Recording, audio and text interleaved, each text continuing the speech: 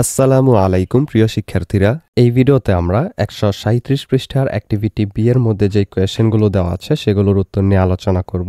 আমাদের আগের ভিডিওটি থেকে সাবস্ক্রাইব করেছে সঞ্জু। Thank you Sanju. আমাদের আগের ভিডিওটিতে ইরা কমেন্ট করেছে, ধন্যবাদ, অনেক সুন্দর। ওয়েলকাম ইরা। প্রথম কোয়েশ্চেনটা হলো, what was the weather like when Mary went to bring the cattle home? Mary যখন গবাদি পশু আনতে গিয়েছিল তখন আবহাওয়া কেমন ছিল? এর অ্যান্সারটা হবে, the weather was stormy, the western wind was wild and damp with foam and a rolling mist came down. আবহাওয়া ঝড়ো ছিল, পশ্চিমা বাতাস ছিল উত্তাল এবং ফেনা ভেজা স্যাঁতস্যাঁতে এবং ঘূর্ণায়মান কুয়াশা নেমে এসেছিল। এরপর ২ নম্বর কোয়েশ্চেনটা হলো, look at some words, phrases and sentences that have been repeated several times. Explain why the poet has done that.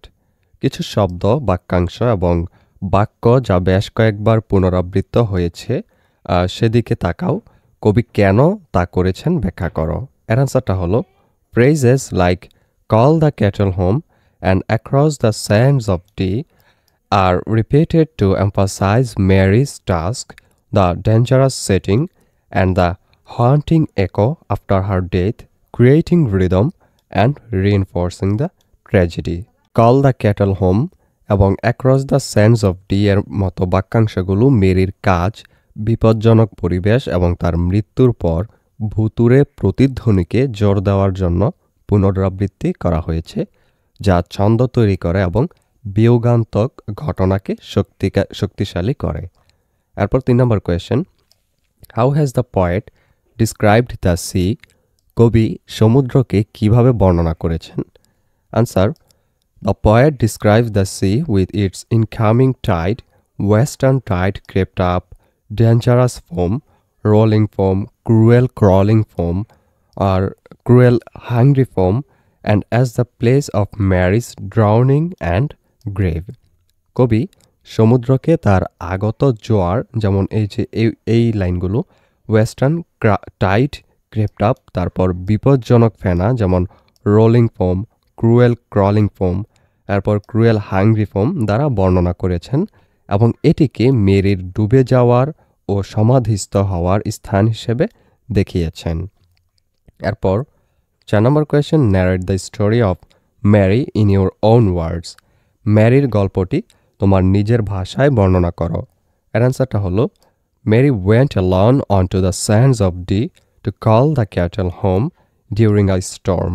The tide rose quickly, mist covered the land and she drowned. Fisherman later found her body, but locals still claim to hear her ghostly call. Mary ঝড়ের সময় একা ডিয়ের বালুচরে গিয়েছিল গবাদি পশুদের ঘরে ডাকতে।